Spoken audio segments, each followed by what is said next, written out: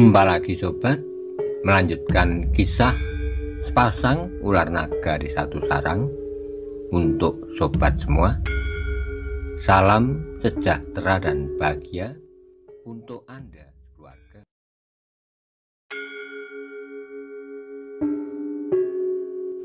Pada episode sebelumnya dikisahkan, setelah Mahesa Murti dan Mahesa Pukat dapat mengalahkan murid-murid Empu Purung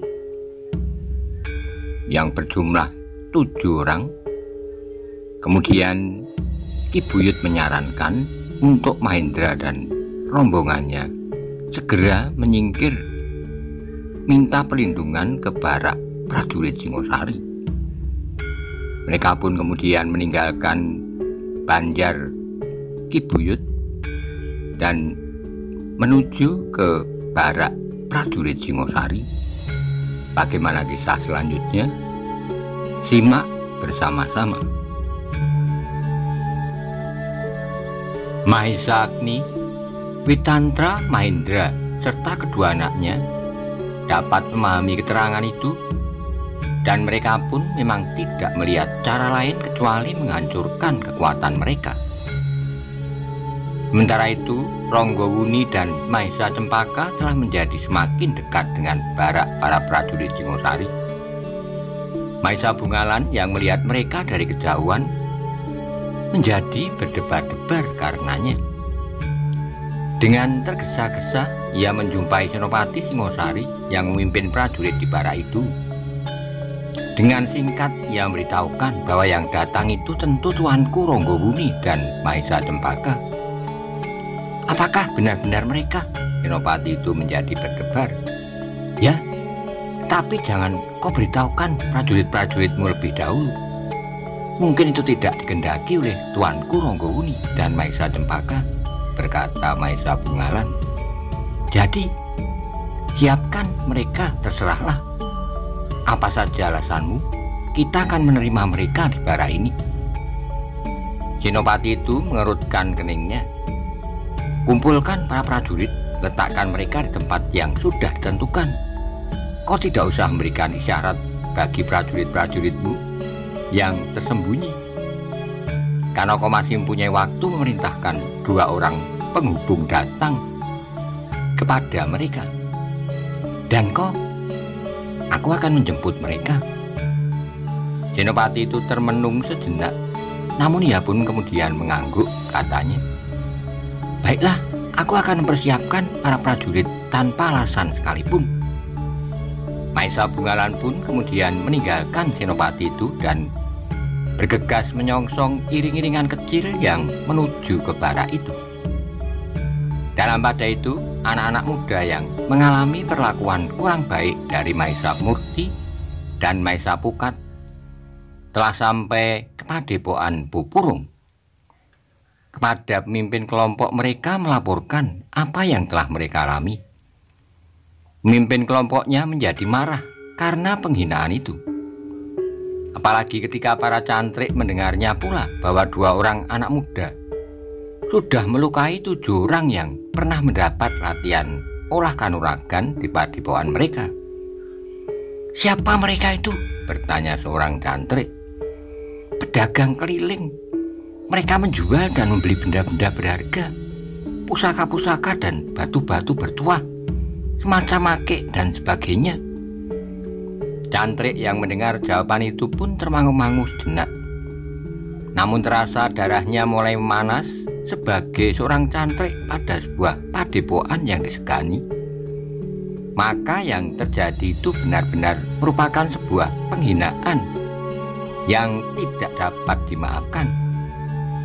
Dengan wajah yang tegang, ia bertanya, apakah kalian bertujuh benar-benar tidak berdaya menghadapi kedua orang anak muda itu, sehingga keduanya dapat berbuat sesuka hatinya atasmu? Mereka benar-benar luar biasa. Bodoh, bukan mereka yang luar biasa. Kalianlah yang dungu, atau kalian memang sudah menjadi pengecut? Ke-7 orang anak muda itu terdiam. Mereka melihat wajah cantrik itu semakin tegang. Kita akan menyelesaikan mereka, berkata cantrik itu. Mereka tidak hanya berdua, masih ada beberapa orang kawan mereka yang pada saat itu tidak berbuat apa-apa, meskipun kedua kawannya berkelahi melawan 7 orang, berkata anak muda yang bertubuh kekar. Mereka selalu yakin akan kemampuan anak-anak muda itu. Karena itu, kita harus berbuat sesuatu agar tidak menimbulkan salah mengerti, seolah-olah padepokan kita adalah padepokan sarang orang-orang yang lemah dan membiarkan dirinya dihina oleh pedagang-pedagang ake itu. Anak muda bertubuh kekar itu termangu-mangu sejenak, namun kemudian ia dengan ragu-ragu memperingatkan, maksudku, jika 2 orang saja di antara mereka tidak dapat kami kalahkan, meskipun kami ber7, maka jika mereka semuanya melibatkan diri, maka kekuatan mereka perlu dipertimbangkan. Kau benar-benar telah menjadi seorang pengecut, bentak cantrik itu, sehingga anak muda bertubuh kekar itu pun menundukkan wajahnya. Sementara cantrik itu melanjutkan, kalian harus melihat bahwa aku akan membuat mereka jera, tapi sudah tentu aku tidak akan pergi sendiri. Cantrik itu pun kemudian menghubungi beberapa orang kawannya yang dianggapnya mempunyai kemampuan yang seimbang. Dengan dada tengadah, ia berkata, aku tidak mau membuat keributan di padepokan ini. Biarlah kalian tidak menceritakan kepada cantrik-cantrik yang lain, sehingga hati mereka pun akan terbakar pula. Kami akan menyelesaikan hal ini dengan diam-diam. Apakah kami akan ikut serta? Bertanda anak muda bertubuh kekar itu. Itu tidak perlu, jawab cantrik itu. Namun tiba-tiba terasa sesuatu menggelidik hati anak-anak muda yang telah menjadi merah biru dan bengkak-bengkak di wajahnya itu. Bahkan di antara mereka terdengar seseorang berbisik, para cantrik itu agaknya juga mengingini barang-barang yang dibawa oleh pedagang itu, sehingga mereka tidak akan pergi bersama kawan-kawannya yang lain, agar barang-barang itu tidak jatuh ke tangan orang-orang yang terlalu banyak jumlahnya. Tapi yang lain menyaut, masih harus diperhitungkan apakah mereka akan berhasil mengalahkan pedagang-pedagang itu. Mereka tidak mempercakapkannya lebih lanjut karena cantrik-cantrik itu berkata, jangan membuat ribut, jangan kau ceritakan kepada orang lain apa yang telah kalian alami. Kamilah yang akan menyelesaikan mereka. Anak muda itu tidak menyaut kecuali menganggukkan kepala. Bagaimanapun mereka tidak akan dapat berbuat apa-apa, karena para cantrik itu mempunyai wewenang jauh lebih banyak dari mereka. Dalam pada itu, diam-diam beberapa orang cantrik telah pergi ke Banjar. Sebenarnya lah seperti yang diduga oleh anak muda itu, mereka memang ingin membatasi jumlah kawan mereka, agar dengan demikian mereka akan mendapatkan sesuatu yang berharga dari antara barang-barang pedagang yang sudah menghina padepokan mereka itu. Tapi mereka menjadi kecewa ketika di Banjar tidak menjumpai seorang pun. Para pedagang itu ternyata sudah pergi. Dengan wajah yang merah, mereka langsung pergi ke rumah Ki Buyut. Karena para cantrik itu telah mendengar bahwa Ki Buyut ada di Banjar, saat ketujuh anak-anak muda yang berada di padepokan itu mengalami perlakuan yang tidak menyenangkan. Ki Buyut sudah mengira bahwa tentu akan datang kelompok orang padepokan mencarinya. Karena itulah ia sama sekali tidak terkejut ketika beberapa orang cantrik itu datang kepadanya. Di mana orang-orang itu kau sembunyikan, Ki Buyut? Bertanya seorang cantrik dengan kasarnya. Ki Buyut menjawab dengan tenang, aku tidak menyembunyikan mereka. Mereka sendirilah yang bersembunyi. Ya, di mana mereka bersembunyi? Mereka pergi ke barak prajurit Singosari.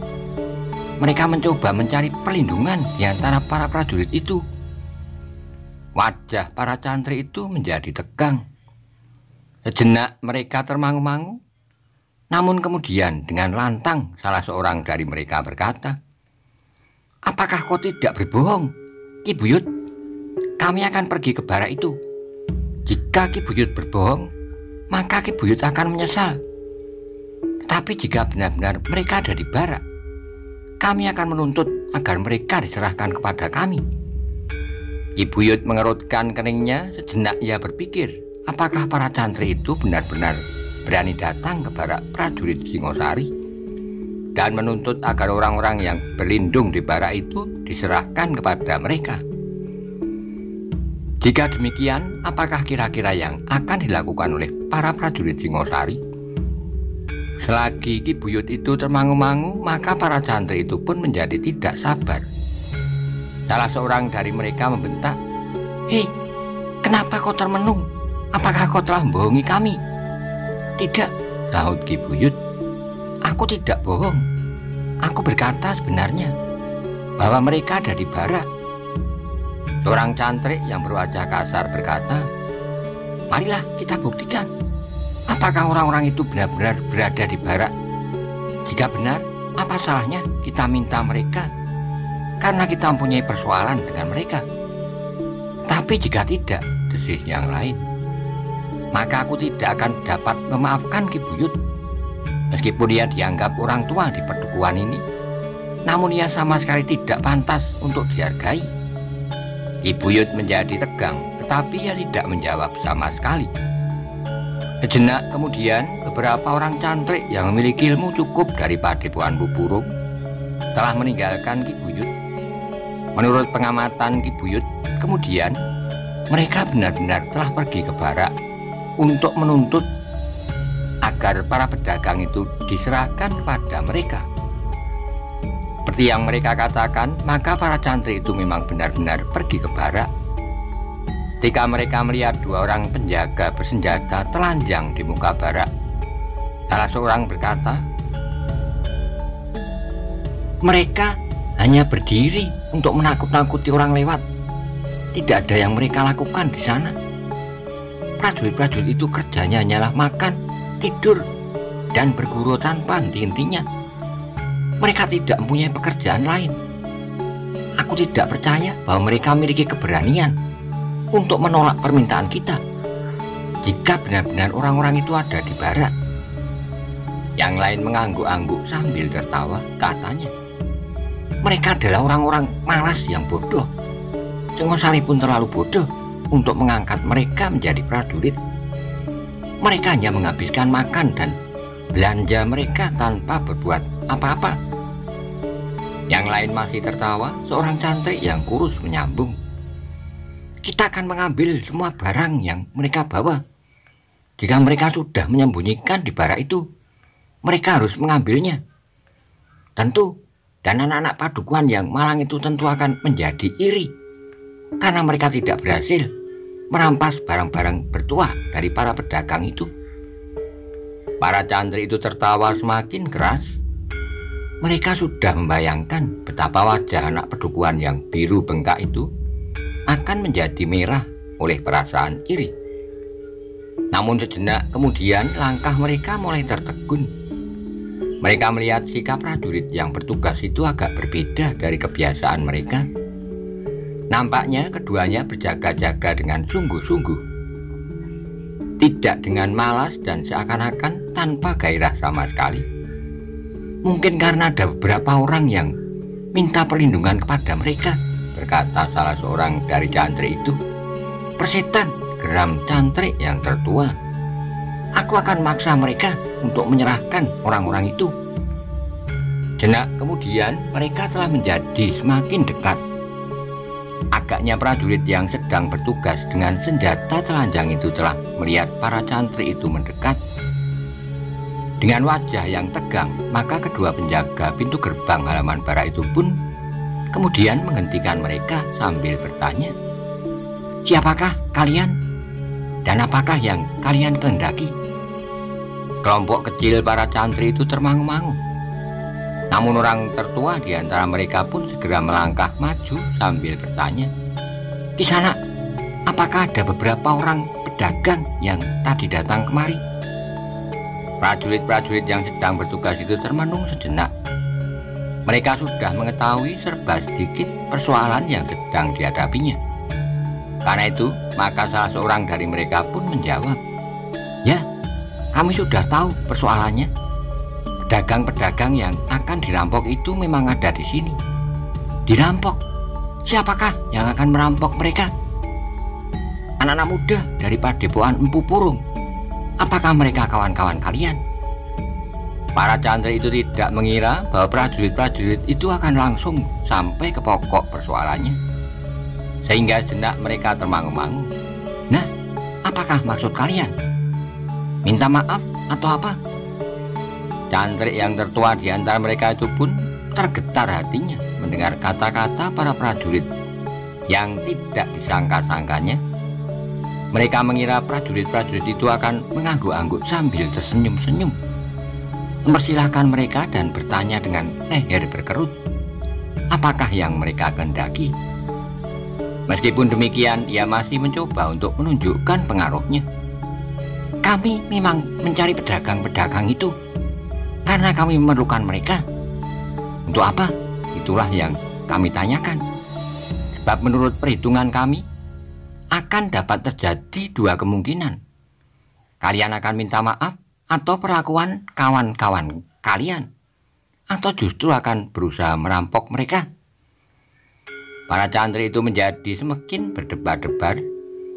Namun mereka masih tetap merasa bahwa prajurit-prajurit itu tidak akan berani melawan pengaruh Padepokan Empu Purung.